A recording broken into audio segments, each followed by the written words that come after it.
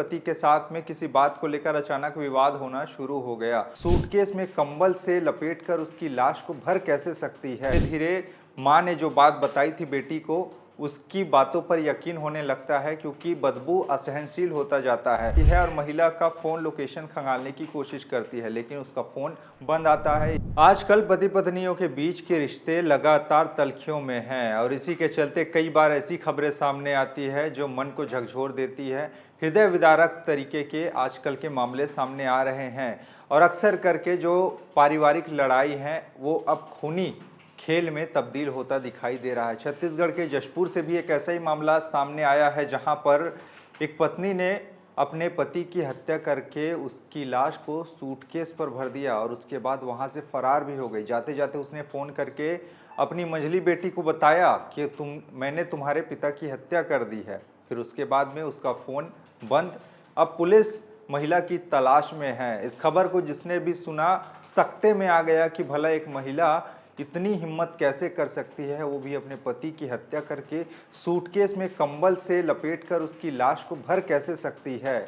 और जब तस्वीर को देखा लोगों ने तो उनके आंख पर विश्वास नहीं हुआ, अपने देखे पर विश्वास नहीं हुआ कि वाकई ऐसा भी कहीं कुछ हो सकता है। अभी तक पुलिस की गिरफ्त से महिला बाहर है, लेकिन जो खबर सामने आई है वो वाकई चिंताजनक है और समाज किस ओर जा रहा है, इसका एक जीता जागता उदाहरण पेश किया है इस पूरी खबर ने।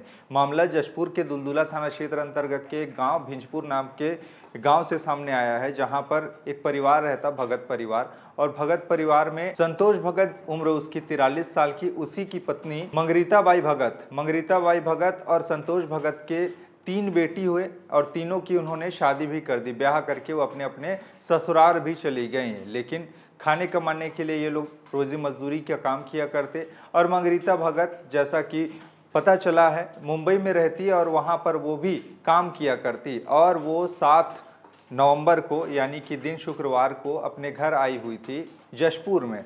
और आने के बाद में पता नहीं पति के साथ में किसी बात को लेकर अचानक विवाद होना शुरू हो गया और दोनों के बीच में विवाद इतने बढ़ गए कि एक दूसरे को मारने के लिए आमादा हो गए। लेकिन महिला जो मंगरीता बाई है वो अपने पति संतोष पर भारी पड़ गए और उसकी हत्या करके उसकी लाश को उन्होंने सूटकेस पर भर दिया। और झगड़ा से पहले उसने अपनी बेटी को फ़ोन भी लगाया था। इस दौरान में बातचीत करते हुए बेटी के साथ में पति पत्नी के बीच के जो झगड़े हैं वो साफ तौर पर सुनाई दे रहा था।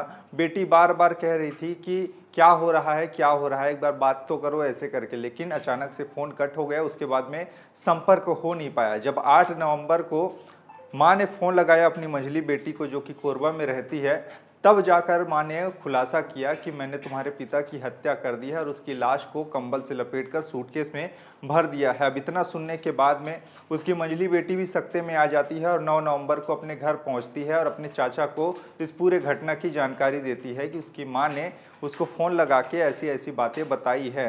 अब बेटी की बात को सुनकर चाचा भी घर में घुसते हैं, लेकिन वहाँ पर तेज बदबू भी आ रही होती है। अब धीरे धीरे मां ने जो बात बताई थी बेटी को, उसकी बातों पर यकीन होने लगता है क्योंकि बदबू असहनशील होता जाता है।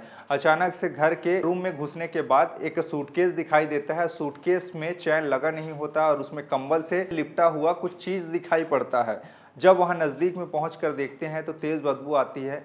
लोगों को आशंका होती है कि हो ना हो ये ज़रूर लाश ही होगा। अब तुरंत के तुरंत पुलिस को इस मामले की सूचना दी जाती है और जशपुर की दुलदुला थाना की पुलिस मौके पर पहुंचती है। अब चूंकि मामला बहुत गंभीर था, इसीलिए वहां पर फॉरेंसिक एक्सपर्ट की टीम भी पहुंचती है, डॉग स्क्वाड की टीम भी पहुंचती है और वहां पर छानबीन करना शुरू करती है। तभी पुलिस ये देखती है कि जो मृतक है संतोष भगत, उसके चेहरे पर काफ़ी ज़्यादा चोट के निशान हैं, उसके कनपट्टी पर भी गैंती के निशान पर दिखाई दे रहे हैं, यानी कि उसकी हत्या निर्मम तरीके से की है और उसकी पत्नी ने ही की है, ऐसी करके जो बातें हैं वो सामने आई है।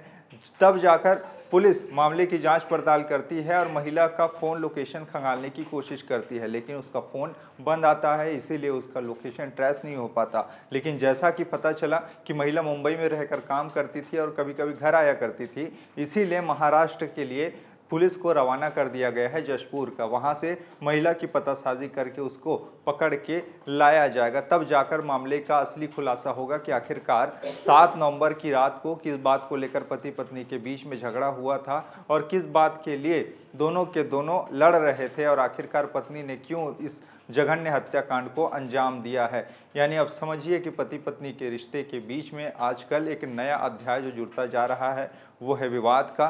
शादी के कुछ दिन बाद भी विवाद होने शुरू हो जाते हैं और शादी के न जाने कई साल बाद भी पति पत्नी के बीच में विवाद बढ़ने लगते हैं, जिसके चलते कई सारी मौतों की खबरें सामने आती हैं। लेकिन इस खबर में महिला कमज़ोर नहीं पड़ी है बल्कि उसका पति कमज़ोर पड़ा है, जिसकी हत्या हो गई है। पुलिस मामले की परत दर परत जांच कर रहा है, साक्ष्य खंगाले जा रहे हैं, साथ ही साथ सबूत जुटाए जा रहे हैं कि किन किन चीज़ों से महिला ने इस हत्या को अंजाम दिया है। और पुलिस महिला की खोजबीन में जुटी हुई है। जब महिला को पकड़ कर लाया जाएगा तभी असल मामले का खुलासा हो पाएगा कि आखिरकार उस रात घटना को अंजाम देने के पीछे विवाद का जो केंद्र बिंदु था आखिरकार क्या था। खैर, ऐसी खबरें बताकर आपको हमारी कोशिश परेशान करना नहीं है, आपको डराना नहीं है, बल्कि आपको सचेत और सावधान करना है, क्योंकि ज़माना बहुत बदल रहा है और इस बदलते ज़माने में अपने आप को इतना भी ना बदल लीजिए कि कहीं किसी को दूर कर दें या फिर किसी से आप दूर हो जाएं।